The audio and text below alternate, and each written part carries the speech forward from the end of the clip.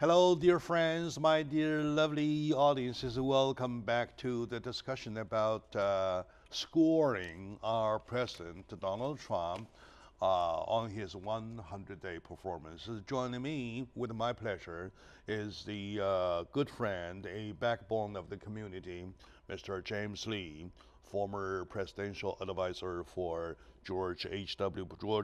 Bush and George H.W. Bush 41 and 43, and a former spokesman for former governor of California, Pete Wilson. So, sir, welcome again back to the show. All right. Okay, I know that I have a longer list that we can cover. Let's pick up those majors, okay?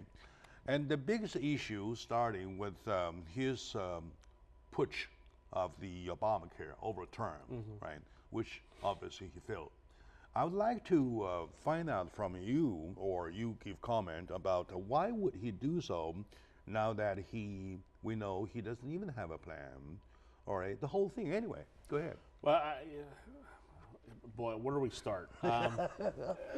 First of all, the repeal of Obamacare was a bedrock campaign promise he made, and it was a promise that really propelled Republican candidates to victory in a lot of states, especially in the Midwest, where a lot of middle-income whites were really feeling the impact of rising health care premiums and lowering choices and so forth. So that was the political juice for propelling this decision to repeal Obamacare. The problem President Trump had was twofold. One, the Republicans in Congress, even though they were in the majority, were split as to how to fix Obamacare. The Freedom Caucus and the conservatives, the Tea Party movement, they wanted to just repeal the whole thing and then come up with a plan later.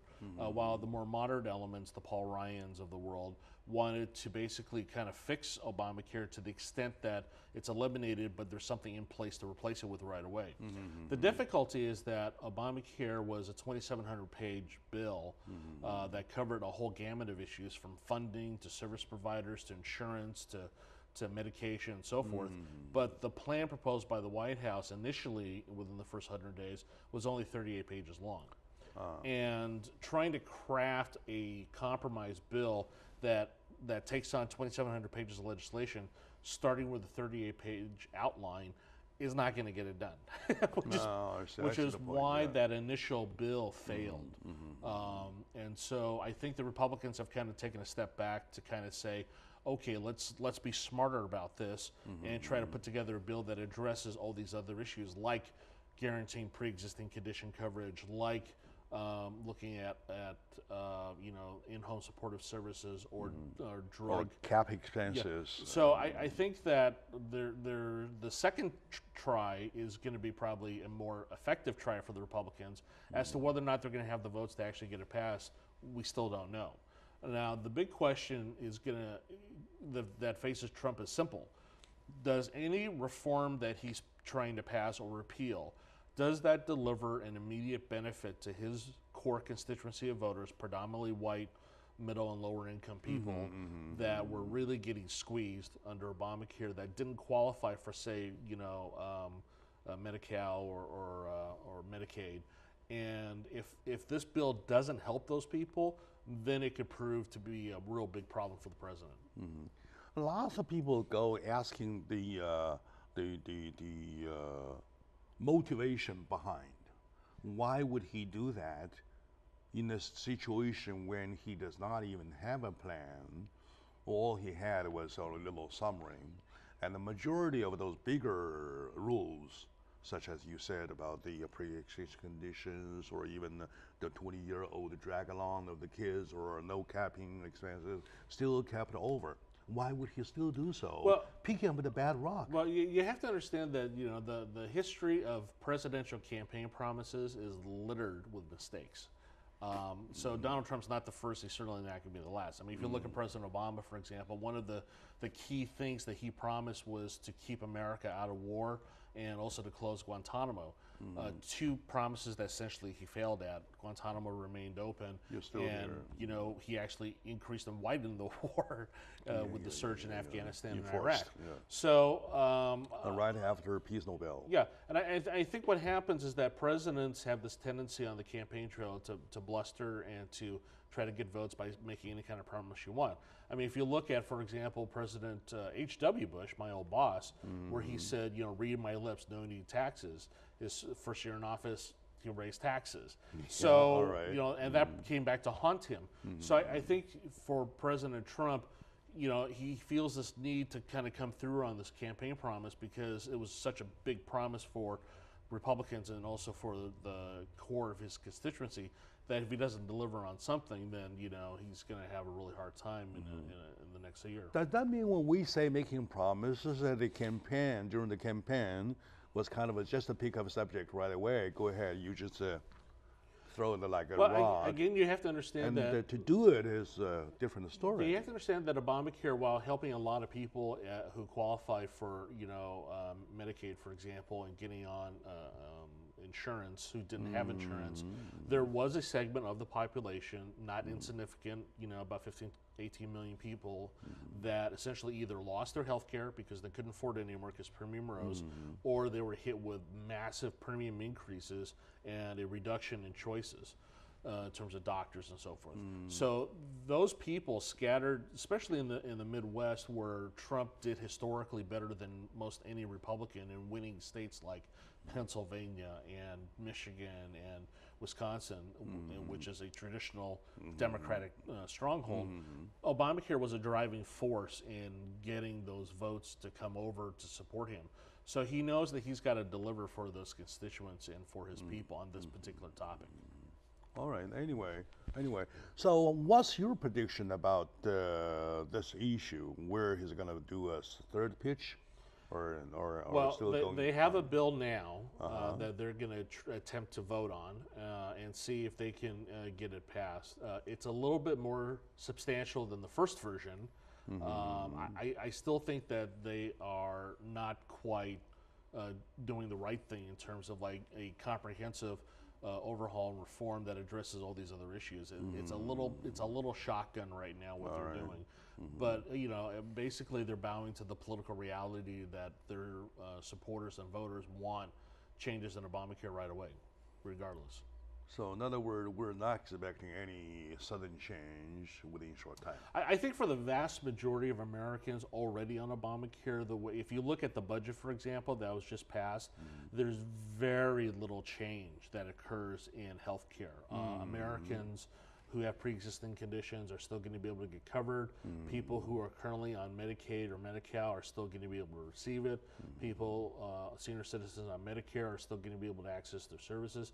So really not a lot changes there. I think that in the new proposal that Republicans are putting up, they're proposing changes that converts it takes it more out of a government program into a private program, but there's a lot of uncertainty as to how that is going to get implemented because it relies on the Trump administration to have to pass new rules and regulations to make it happen. What is the H tax going to do with anything of this? Well, I mean, that's one of the concerns. Here's the problem with healthcare. If you have a healthy person who's younger and an older person who is unhealthy, there's a basic fundamental question. Should this person receive a discount because they're not using a lot of services? And should this person be penalized to have to pay more because they have a lot more services that they're using? And that's the fundamental conflict within Obamacare and the proposals to reform it right now. Right now under Obamacare, it kind of levels the field. So this younger, healthy person does pay more than they would have otherwise, while this person who is unhealthy pays less. So under the Republican proposal, you're going to go back a little bit to the old way where if you're younger and healthier and don't have health problems, you're not going to pay as much. But this person is probably going to have an increase in their premiums from what they're paying now. Maybe not as much as what happened before Obamacare, but certainly more than what they're paying for Obamacare now. But in the long run, though, the younger people get old anyway, right? Eventually, he's going to do the part the older people do. Yeah. It's only a matter of timing, let it rotate. Well, you're not talking about two specific individuals. You're talking about a whole thing that rotates. Same thing. Mean, well, the thing you have to understand about healthcare is that the U.S. healthcare system is a little bit unique in the world compared to other countries because it is a for-profit system. The vast majority of other countries, like England, the British, Scandinavian countries, Canada, for example, they tend to run single-payer government systems where it's just one insurance plan paid for by the government and by insured, and then everyone's on it.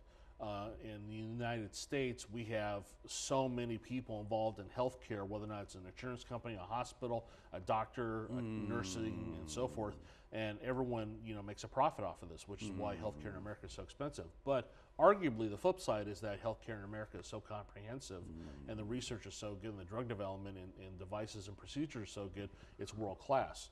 So I think what we have to kind of figure out, the progressives and Democrats and so forth have long argued for a single-payer system. I think, and Republicans have always argued for a completely for-profit, private, let the marketplace decide. The solution's probably in the middle somewhere. The question, though, is that anytime you have a for-profit system, everybody wants their piece of the pie. And it's a question of who is going to get shortchanged in those reforms. One of the chief criticisms of Obamacare by both Democrats and Republicans was that there was very little cost containment in there.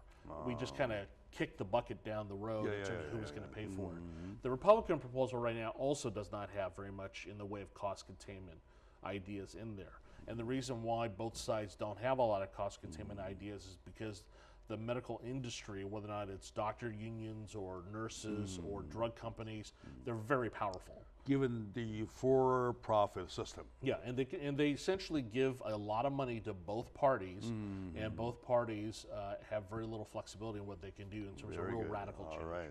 That's even more thorough than than any analysis. I like that. So, my dear audience, today with me, my friend James Lee, my mentor, James Lee, the former presidential advisor for George Bush, George H.W. Bush, George W. Bush, and former spokesman for former California Governor Pete Wilson. And we're hearing him about shedding lights on these issues. Now we were talking about Obamacare, the overturn. We have a little bit left on the Obamacare. Let's take a little break. When we come back, I'll pick up from there, and then we'll go on. Stay with us, please.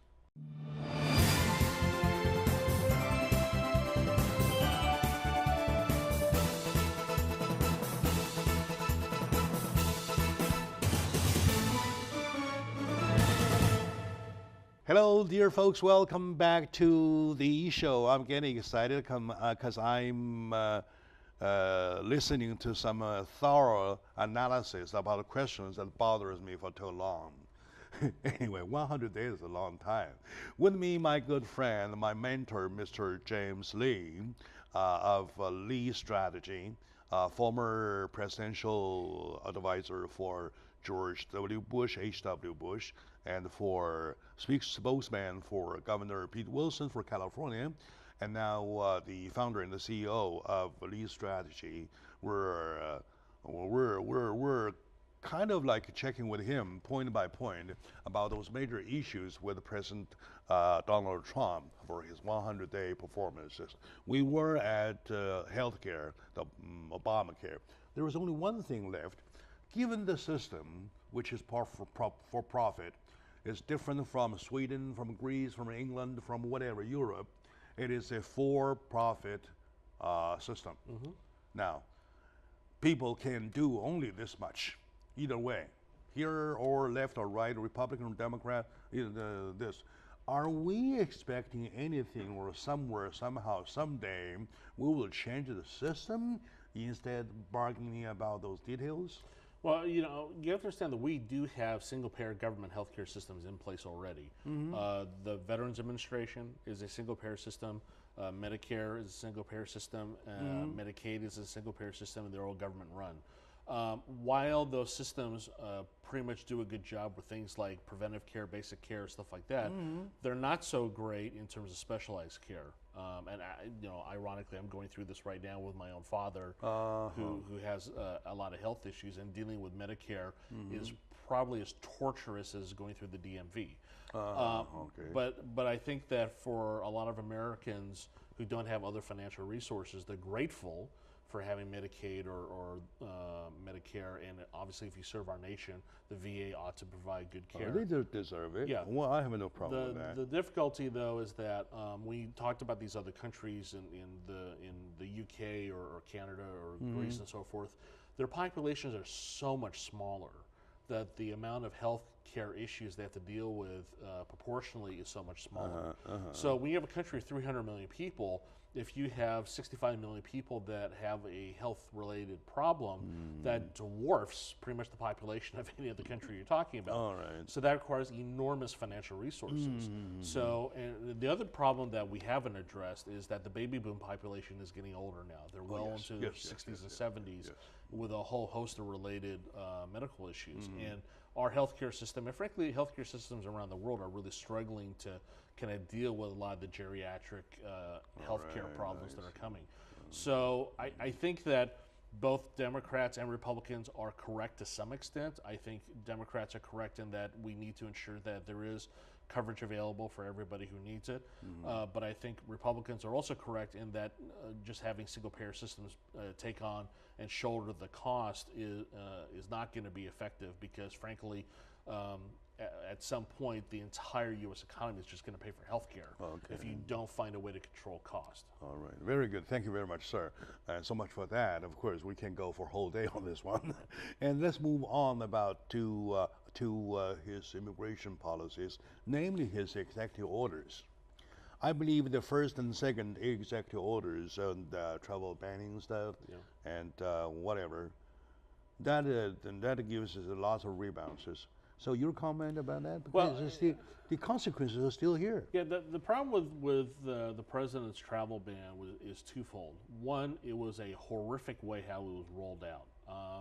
It wasn't explained, and it wasn't done in a manner where it was going to be a delayed rollout to allow TSA, immigration, ICE, and so forth, and other government agencies to have answers in place and people properly trained to deal at the point of contact, like a ticket counter, to answer questions.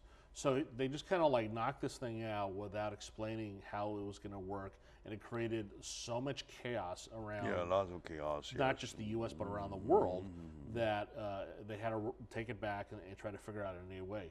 If you actually read the current travel ban, it's only temporary and only affects people from certain countries where there is no database available from a government to check against.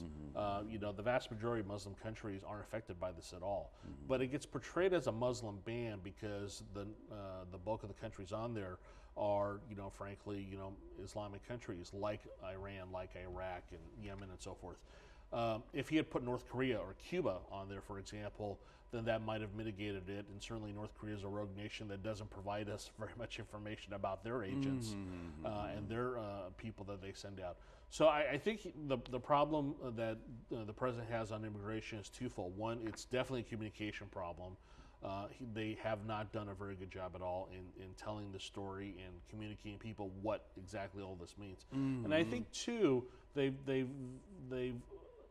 opted to go the executive order route instead of trying to fashion a comprehensive immigration reform bill with Congress. And while that may help in the short term to kind of give the impression that you're doing something, it does not solve the core problem. And the core problem fundamentally is twofold.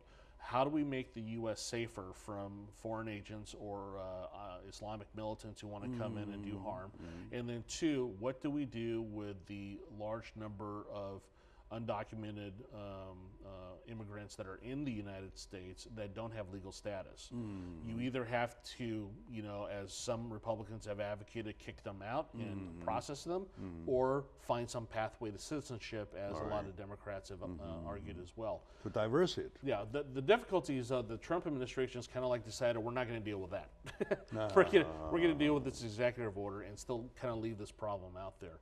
I'm hopeful that after this 100-day hoopla is over, that they work with Congress to take up a comprehensive immigration reform bill, because the last four presidents have failed to do that. And this is something that we desperately need. Of course, we do understand, we all do understand that President Trump is a dummy in this overall office.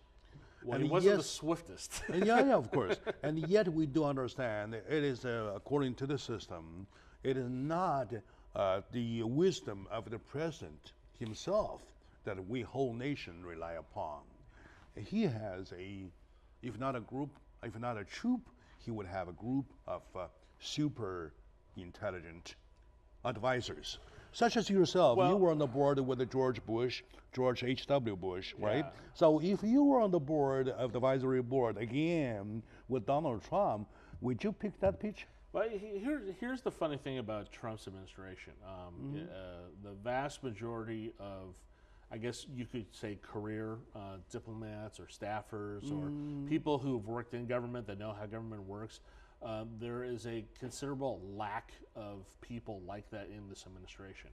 Now, I don't know if it's just because they're incredibly slow or there's some kind of ideological testing going on, as some people have said, or simply that they're just not very fast in terms of making appointments. But I know that in virtually every department in the U.S. government, whether or not it's the State Department, Defense Department, let alone the White House, that they are woefully understaffed in the political appointment arena, and they're not moving as fast as they should.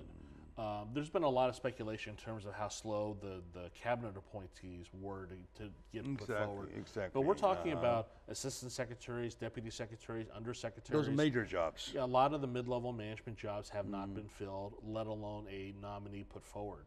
And I think you can blame that squarely on the Trump White House, because the Trump White House itself is not as staffed as it should be, and not moving as quickly as it ought to be. I myself tend to blame his team, call it that way, right? Because we're not relying, whole nation relying upon him for his own wisdom. He has a wisdom team, right? So well, government's a very peculiar thing. It is like running a big corporation. In this particular case, an enormous corporation. And like any corporation, you want people in place that know what they're doing, that have worked the system and process, that can get things done. The difficulty is that the vast majority of people that came in to work in the White House, whether or not it's a Reince Priebus or a Steve Bannon or Kellyanne Conway or Sean Spicer, they're good campaign people. Obviously, they got him elected, but they don't have very much experience working within the structure of a government. And I think that's where they've suffered a little bit, in that they haven't had people who can pick up the phone and know who to call to get something done, or how to get nominees pushed through, or how to get legislation put together. I'll give you an example. In the press office, when President Trump made the announcement he was going to bomb Syria, normally a major announcement like that would have had the White House press office getting a live satellite feed, arranging an audience, a venue, and everything else. The White House press office is so understaffed that they weren't able to arrange a live feed, and the microphone that they did use had audio problems where the president's voice kept dropping out. I mean, from a logistical standpoint, you could tell that they were under so much pressure, and they didn't have the bodies or the experience to get it done correctly in such a short time frame. And ultimately, we as a country judge our leaders by not just effectiveness, but also, just how they do their jobs. Yeah, of course. And I think, even the style. Yeah, and I think that right now, Trump, for all of his presidential, positioning on the campaign trail of like, I'm going to do it this way. He's really not been as smooth. Thank you very much for mentioning that. You're really knocking the nail on the head, because that's exactly the word I was going to ask you. I am under the impression, to him, it is bigger said than done, and it's still bigger than what he could even do. By logic, something is, for example, he's going to push up something for a constitutional amendment for the 5-year ban. Yeah. As a matter of fact, not even a word of constitution amendment mentioned for the over 100 days.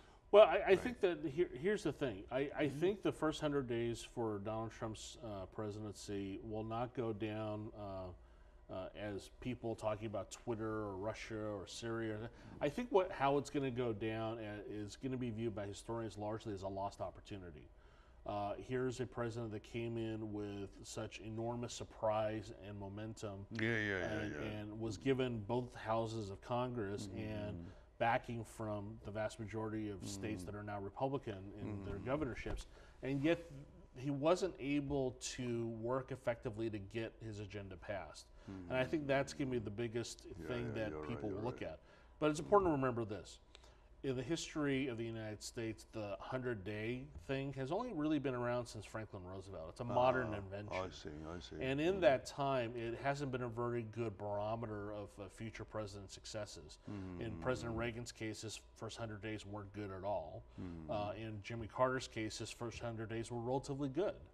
And we both know how those stories ended up. So I think that and Bill Clinton's the same way. In his first 100 days, he had to take 4 different shots at getting an attorney general nominated because his choices kept getting rejected, and he ended up being successful in his second term. So I think the 100 days, while we kind of have glommed onto it as kind of like this arbitrary idea, it really isn't at the end of the day a very good gauge of how a president's going to do in this administration. Is it safer to say that 100 days is only prompt, only a momentum? The momentum is gone now, so it is more, let's talk about his day-to-day job, right? Yeah, it's just a snapshot. I mean, snapshot. A president serves 4 years. He's going to be there for over 1,400 days. So there's going to be plenty of opportunity to really judge. Revise it, to reach it. To judge how he does. I mean, believe me, if Donald Trump were to give up Twitter tomorrow, I think that would dramatically change a lot of people's opinion. Very good. That he won't, I know. All right, my dear audience, today we're talking about giving scores of our President Donald Trump on his 100-day. Join me shedding lights on those important issues as a high-profile guest for my group, and he was the former presidential advisor for President George Bush and H.W. Bush. H.W. Bush and H. Bush and H.W. Bush, 41 and 43, a former spokesman for Governor Pete Wilson of California. And we will take a very, very short break because we cannot afford the longer ones. We will come back to talk about the walls. Shall we, please?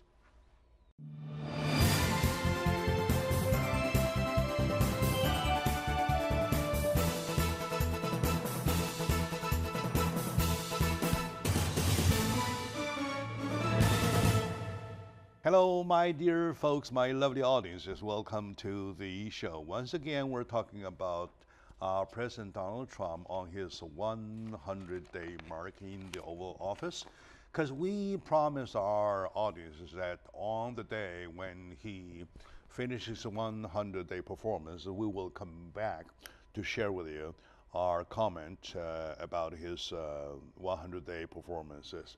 With me today, once again, where the promise was made, is Mr. James Lee, the former presidential advisor for both presidencies, George H.W. Bush and George Bush, 41 and 43. And it's not everybody can get that kind of position. And later, he became a spokesman for former California Governor Pete Wilson.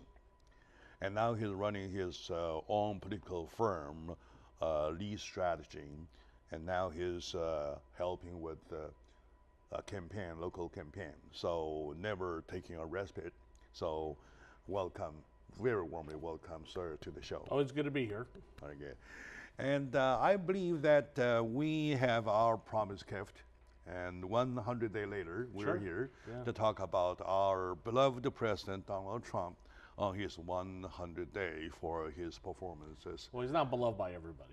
All right, anyway, what is overall comment, overall feeling about his performance? Well, the thing that anybody can say about Donald Trump's first 100 days, the first and foremost thing is that it's been entertaining. Okay. But it really depends on your point of view. If you were a Trump supporter in the beginning, you probably haven't changed your mind. If you oppose Trump, it's only reinforced your opinions about him. I don't think the president has really moved the dial in terms of really shifting opinions about him. And I think that's probably the bigger story here, is that he lost an opportunity to really reach out and broaden his base, to make a case about leading America, to try to convince folks that were willing to kind of give him a chance to come on board. And I think he's kind of wasted that opportunity, which is unfortunate because, you know, between the ill-fated tweets that he made in the beginning about Obama wiretapping him, to the whole Russia issue that still won't leave him, to the inability to pass Obamacare repeal and replace, and the slowness by which the administration has been making appointments and getting policy together and getting off the ground, it's contributed to the perception that the Trump administration is either, if you're a Democrat, crazy and chaotic, or Republicans stymied and slow. So in both cases, there's a lot of opportunity that he could have capitalized on that he missed. All right. So to generalize the whole thing, though, I, by the way, have a list of his promises throughout the campaign. It's a long list. Yeah, it's a long list. There's 7 pages altogether. Yeah. So instead of picking up one by one, to put them in all, though, has he kept his promise more, or has he lost or failed his promises more? Well, I mean, if you talk to the Trump people, they'll tell you that the highlights were things like getting Neil Gorsuch confirmed to the Supreme Court. So obviously that was a big deal for conservatives. But you know, outside of that, plus the repeal of certain Obama regulations through executive order, like the EPA, some of the carbon tax, the Keystone Pipeline, and those issues, those are things. But the vast majority of his agenda, in terms of the legislative agenda, Obamacare, building the wall, you know, tearing up the Iran nuclear deal, those have not happened yet. So depending on who you talk to, the fault is his or the fault is obstructionist Democrats. I think that for the American people, the perception is that there's a lot of chaos going on. And I think for some Trump voters, they wanted the chaos because they felt like the status quo wasn't working. They wanted to shake things up, and things have certainly been shaken up. But the question is how you move forward, where you go from here. And obviously Trump is tried to reset on Obamacare repeal and replace. They're going to have a vote this week on a new bill that the Freedom Caucus and other conservatives think they'll be able to support now. There's the initial tax reform bill that's now being offered up that Trump has outlined, you know, to reduce personal income taxes and reduce corporate taxes. So those 2 major pieces of legislation are moving ahead. Now, they just passed his first stopgap budget of $1 trillion that will take the government through October 1st. And one notable exception in that budget was that there was no funding for the wall. And so, you know, in a lot of ways, Trump hasn't been able to kind of like get his centerpiece pieces of legislation out there. And Democrats will claim that this is a great victory for them. Republicans will claim that, you know, don't worry, it'll come. So only time's going to tell whether or not we get those things through. But you know, if you judge by that 100-day number, then Trump probably has not been as effective as other administrations. The difference being that most other administrations have not entered office with so much controversy and so much opposition before. So that probably explains why he can't get a lot of stuff done. Okay, very good. Oh, thank you very much for that comment. That's very thorough and very fair, I would say. But one thing for sure, that there are things, there are events that is not included in the 100-day plan. For example, his handling of the Syrian bombing. And another example would be his way of handling the meeting between him and the president of China. So for both, he received more kind of a compliment rather than criticism. So your comment on these 2 issues, please?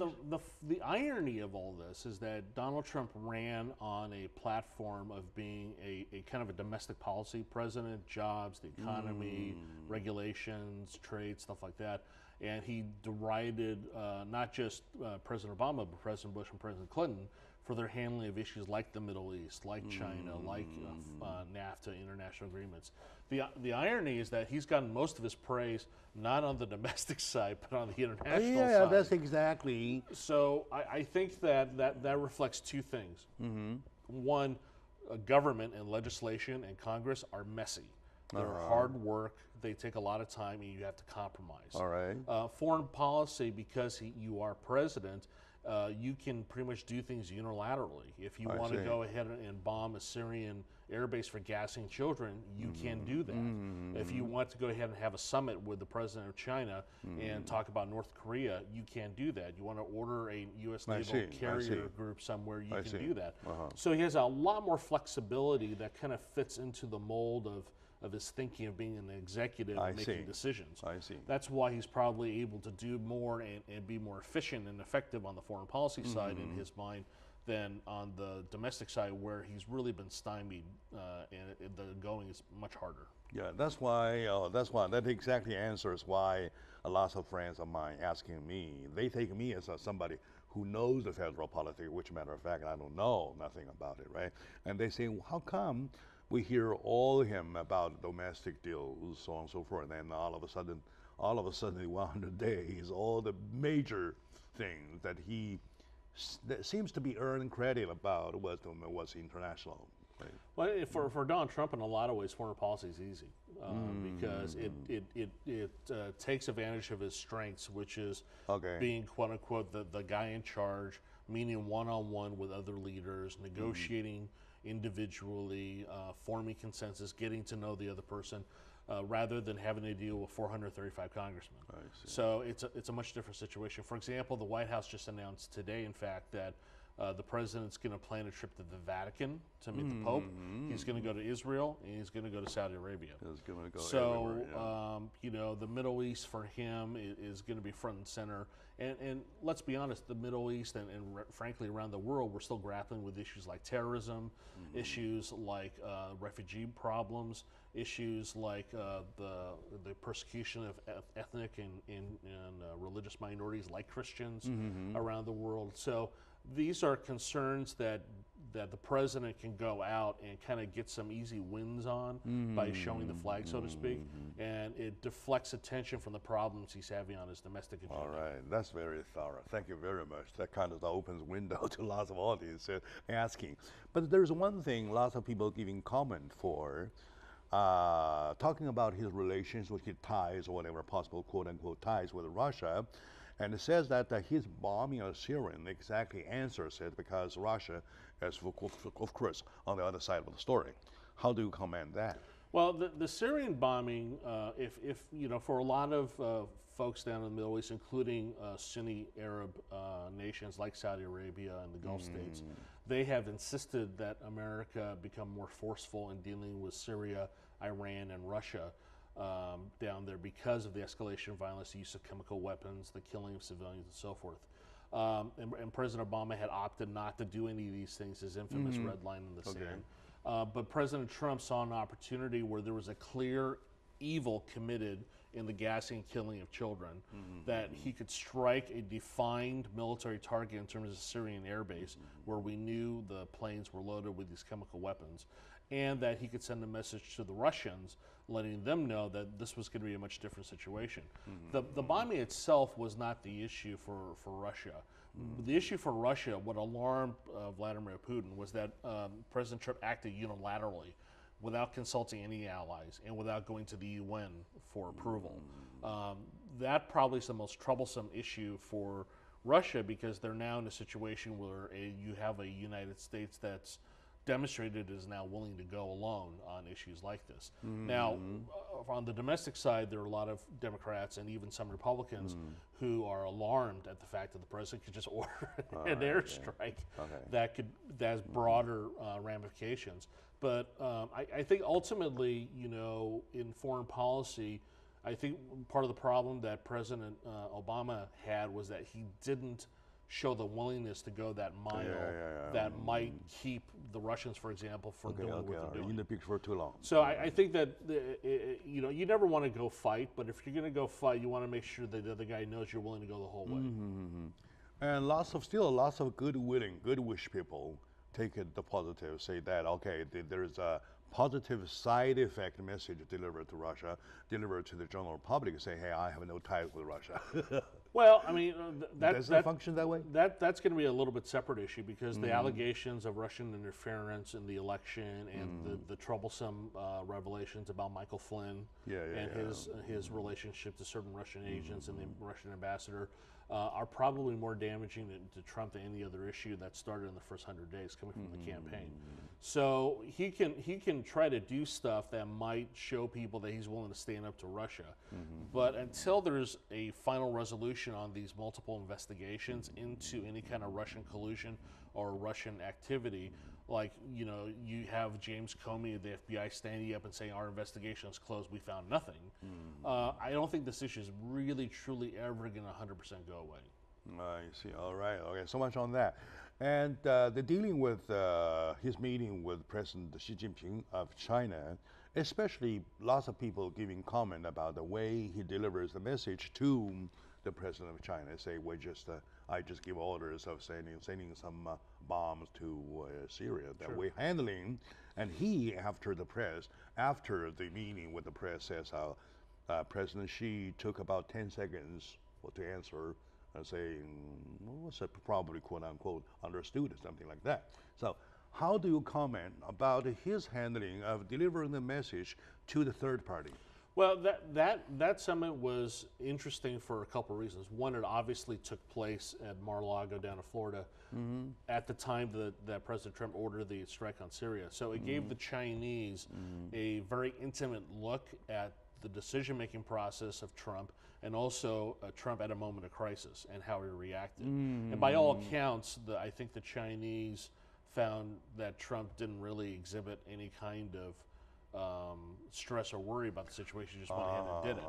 So I think that's a little bit of a revelation for them. I think the Chinese are still trying to understand Trump. I think in a lot of ways, Donald Trump is very confusing to the Chinese government. So I think that it's more of kind of taking the measure of each other. But I do think for China, what the summit tells them about Trump in one way is that, okay, he's willing to do this in Syria. What is he willing to do in North Korea? Yeah, all right. And so for the Chinese, they have to kind of like compare Syria to North Korea and Donald Trump's willingness to use unilateral force without consultation with outside parties. Again, as much as that troubled Putin in Syria, that probably is troubling Xi Jinping in China as it relates to North Korea. The moving the U.S. carrier task force up there, and the rise in rhetoric from North Korea, the testings and the missile firings, it paints a very dark situation. In other words, he was testing water with China, and also that the underlying words was that probably I will handle the same way with North Korea. Well, I think in Donald Trump's case, he's probably trying to figure out from the Chinese how far are you willing to go to rein back North Korea. I see. And I think that for him, that's a central question, because he wants the Chinese to do everything they can to keep North Korea from moving forward even more aggressively with its nuclear development and its missile development. And so the real balancing act here is how far can Trump push to get China to do something about North Korea before they say, no, we're not going to do it anymore. For the Chinese calculation, they're deciding, well, how far can we go in keeping, the President Trump happy without him actually going off and attacking North Korea? And I think that's the odd balancing act that's going on here. And frankly, we haven't had this kind of situation. After all, the public is glad that these two guys do not find too much conflict at their first meeting. Well, I think, just as American voters are largely confused by President Trump, I think world leaders are still also a little bit confused by Donald Trump. And they're all trying to figure out what exactly he wants to do. Yeah, he's got us quite a handful, that's for sure, right? So, my dear audience, today with my brother, James Lee, a political commentator and high-ranking former presidential advisor for both President George Bush 41 and George H.W. Bush 43, and later spokesman for California, former governors Pete Wilson. And he's shedding lights on this issue that I've been reserved for. All right, I start to see some kind of like clearer picture. So stay with us. We'll be right back, please. When we come back, we'll just pick up those major issues of the promises of 100 days. So stay with us, please.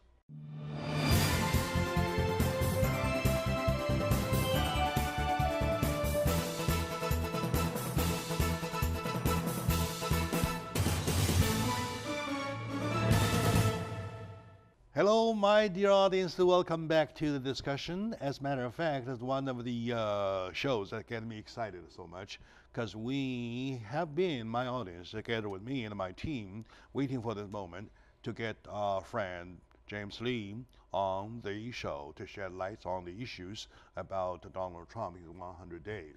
Like he said, quote unquote, 100 days is only a momentum. We have longer days to go for his rest of presidency. We would rather hope that he will do better and better and better, because after all, you're not talking about Donald Trump as a person, you're talking about him as president of the United States, which is a nation. Right. Now, last important thing, the wall. The wall thing bothers lots of people, gets lots of people excited at the same time. So, your comment on the wall issue, please? Well, I mean, another bad rock? The president, on the campaign trail, I mean, really, the building a wall on the southern border was really what set him apart from all the other Republican candidates. It became a cornerstone of his campaign. And really, it's probably the most tangible symbol that he wants to leave as a legacy. Now, what we've seen already is that the Immigration Customs Enforcement has put out RFPs, bids for contractors to show designs of how the wall would look and so forth. So that process has started, and there's been a little bit of initial funding to kind of help that development phase. But what's concerning for a lot of people, both on the right and the left, and Republicans and Democrats in Congress, is that, number one, the cost estimates for the wall have skyrocketed, as all things in government skyrocket in cost. Two, there is no visible funding plan for it at this moment. Depending on whose number you use, it could cost anywhere from $10 billion to $60 billion, but there's no plan to pay for it. And so those two things alone would probably keep it from ever passing out of Congress. So that's kind of like where we're at with that. Secondly, the second promise that the president made on the campaign trail was that Mexico was going to pay for it. Obviously, President Peña has said very vociferously, no, we're never going to pay for it. No, we're never going to do it. There have been some ideas to kind of like tax Mexican goods and stuff like that to pay for it or put a tariff on. But under the structure of NAFTA, that would be impossible. So there's a lot of uncertainty if this wall is ever going to be built. We're at a point now where some commentators are alluding to it as a more allegorical wall than a practical wall. And I think the White House itself, Sean Spicer and others, have already intimated that the president, just by even talking about a wall, has already stemmed the flow of immigration and helped the border situation, and maybe that alone will kind of like get us to where we need to go. At the end of the day, the wall is a little bit problematic in my mind because it doesn't address the major problem, and the major problem is immigration reform. If you have immigration reform, the need for a wall kind of goes away. So, because the vast majority of people that come across are looking for an economic improvement in their lives and their families. There is a security threat, but it's small. That could be handled, frankly, by just doing a better job with fighting the fight overseas against groups like ISIS and doing a better job against the recruitment of Americans and others into ISIS ideology. The problem with drugs and so forth, and the opiate addiction problem in America, those are very legitimate problems. But you have to remember, we've been fighting the drug wars in America for 30 years, ever since Nancy Reagan said, just say no. And we've spent trillions of dollars in interdiction. And you have to really question whether or not a wall would solve that problem when so much of the drugs that come into the United States come in from land. They have tunnels already. Yeah, they come in from land, but also by sea and air. So wall's not going to do anything for those two things. So it's a complicated problem. For the president, it was a simple slogan, and one that he intends to try to fulfill, but I just don't know if he will. And above all, it is still the point that bothers me. He tends to pick a big slogan or a bigger slogan, and later he tries to shrink it, and get away from it. Yeah. Now, when we started talking about wall, though, it was everybody was under the impression that there was a solid wall, and then going to be a virtual wall, kind of some fans, some net, some nets, some iron knives, some what is the barbed wire stuff like that, and it goes on and on, shrinking. So is the Obamacare thing, so is tax cut thing, everything. He picks a big banner that make a big pitch and then revise it. Right. Well, in defense of the president, all presidents do this. He's not alone in that. They make big campaign promises when they actually have to go against the harsh reality of government and Congress. Things kind of shrink a lot in terms of what your hopes are. Yeah, you're right. So, I'll give you an example. I mean, when President Obama proposed universal health care when he came into office, he proposed the idea was a single payer system and stuff like that. Well, what ended up happening was Obamacare, which is not a single payer, nor is it comprehensive. I mean, it essentially expanded Medicaid to include more poor people and shifted costs out of Medicare and the middle class to pay for it.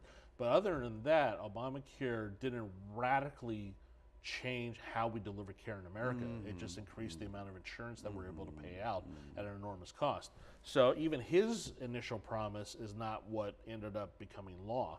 And I think that other presidents have these problems all the time. I mentioned George H.W. Bush talking about read my lips. Your former boss. Yeah, read my lips, no need taxes. In President George W. Bush's case, you're another boss.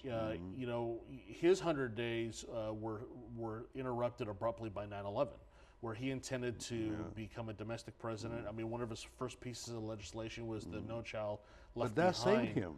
That saved him a lot. Well, I mean, there's a lot to be discussed in terms of his history of how that's going to be written. So I will say, though, that promises presidents make on the campaign trail almost universally never turn out to be fully realized once you get into office. Which is normal anyway. Which is normal. It's just a little bit unusual in this case with Donald Trump because he was just so verbose in terms of his positions.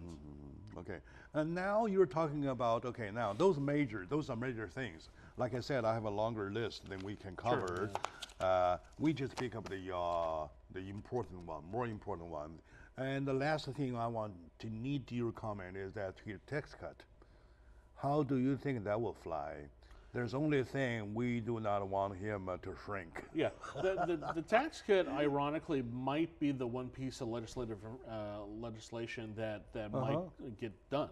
And the reason is because there is pretty broad universal agreement among both Democrats and Republicans that the system is essentially broke, and that it's an impediment to economic growth, and that we need to kind of fix it. The two parts of it are pretty simple. The corporate tax rate, they want to drop that from, I think, 39% down to 15%. Right now, the United States has one of the highest corporate tax rates in the world, which a lot of economists have said stymies our ability to compete effectively internationally. It's also one of the reasons why companies like Apple and Google and so forth keep money overseas and stash it in tax-free havens like Ireland, for example, and don't bring it back into the U.S. where it can be put to work. So, for example, we just found out yesterday that Apple has more cash reserves, $250 billion, than the entire net worth of companies like General Electric. So that money, the need to bring it back into the United States and put it to work is first and foremost in both Democrats and Republicans' minds. The question is, how do we do it? So that's kind of like one part of it. The second part of it is personal income tax. The United States right now has a tax system that by all measures is incredibly complicated. I think every April 15th, every American dreads doing their taxes. So part of the proposal is to shrink the number of income tax brackets, eliminate deductions and filing requirements so that you or I, for example, could file our taxes with a postcard instead of a long, complicated form. I think that we're a long way from that reality to happen, but I think it's an important discussion that needs to happen because I think that we are as a country wasting an enormous amount of resources and growth and money on just taking care of our taxes. Is it safe to say, compared to other major issues that he proposed, this tax cut issue is more realistic? and we can more. I think this is the one that probably has the most likely chance of bipartisan support. The likelihood is higher than before. Because I think both Republicans and Democrats universally can find something they hate about the tax code. Okay, all right. So I think that this is a situation where you could conceivably get a win-win bill for both sides. I'm hopeful that people will do that because the tax system in the United States is completely fundamentally disadvantaged compared to the rest of the world. Okay, my last question, that's a surplus. Okay, lots of people say America is more divided than united. So your impression, please? Well, I think that's true. I think that the United States right now is, especially on politics, an incredibly divided country. Whether or not it's, you see the divisions in things like law enforcement. You know, we went from 9/11, where law enforcement was revered, really, first responders, to a point now where between Black Lives Matters and the media and others and police and the tension involved in officer-involved shootings and so forth, that there's such a divide and distrust of both sides that it's very difficult to bridge that. But I think you can just kind of see the divide in something as simple as social media. The fact that in my case, for example, on my Facebook page, among a lot of my friends who are ardent progressives, I certainly don't talk about politics because it's difficult right now because people are so impassioned about it. And I think the other problem too is that in the old days, meaning the pre-social media days, if you want to talk to somebody about an issue, you talk to them. Yeah. But now we tweet, we post, we put a viral video out, we put up funny cartoons and memes, and we do things really without a filter, and we do things without really thinking about it. It becomes instinctive. So much of the discourse in America right now is not intellectual, but it's an emotional one on both the left and the right, and frankly everybody. And when that happens, it is impossible to have civil conversation because people start interpreting any moderation as a concession. So if I criticize Donald Trump, Republicans instantly assume that I oppose him and everything he stands for. But if I say that Donald Trump has done something, not bad and that actually worked out, then progressives are going to attack me. Are we saying that we're getting more sentimental rather than rational? Not sentimental. I just think that people operate now for a more emotional timber because we're in a position right now where Americans feel everything. They feel disgust, they feel hatred, they feel revulsion, they feel love, they feel joy, everything. I'll give you an example, the United Airlines situation. Oh, yeah. Where Dr. Dow. Yeah, Dr. Dow was dragged off. The facts of that were that was not a United Airlines operated flight. That was a flight operated by a subsidiary carrier using the United Airlines name. Subcontractor. Yeah, but it wasn't a United Airlines jet. And the folks that did the taking off on the plane was not a United Airlines personnel. It was an airport security guy. But, instead of having that discussion about, what's going on, we jump into a whole different area. So I'm not defending what happened to him. I'm just using that as an example of how single images can inflame issues to a point where the story runs away from you. You can't bring it back. You can't have a discussion about it, and that happens almost every day. I mean, if you run a restaurant, and let's suppose the public has a resentment. Well, the public has the ability now through their phone to basically be their own broadcast studio. I mean, I don't need CNN or Fox right now because I can send out on Twitter or Facebook or Snapchat and reach just as many people. And that makes, that makes average people incredibly powerful in the ability to communicate. The problem, though, is that, when you're a journalist, you're supposed to go to journalism school, take classes, get ethics, have experience, work in the trade and so forth, and you learn your craft. If you're a blogger or a Snapchatter and you're posting stuff criticizing a company or a person or an idea, there's no context to it. And the ability to have any kind of civil debate in America is rapidly fading. And I think we're the worse off for it. I think that's a real problem. I think when we can't accept other people's opinions, not necessarily as the truth or my truth, But if we can't grant people the ability to have an opinion, yeah, we're in real trouble. And I think the most disturbing side we're saying more rather than listening. Yeah, I mean, you look college campuses right now. I mean, what happened at Berkeley with Ann Coulter and the creation of safe zones. I mean, we are now in a situation where active debate and dissent and discussion is now being viewed as a form of intellectual assault. And people should be protected by that. All right, very good. Thank you very much, sir. Thank you so much. My dear audience, today I'm so honored to have my big friend, Mr. James Lee, former presidential advisor for President Bush and H.W. Bush. I already have problems with their names. H. Bush and H.W. Bush, former spokesman for Governor Pete Wilson of California. And he is shedding lights on those important issues, commenting Donald Trump's 100-day performances. I think that's very amicable, very fair, and very down to earth. So thank you very much for watching, and James, thank you very much for shedding light. Always good to be here. Right, good.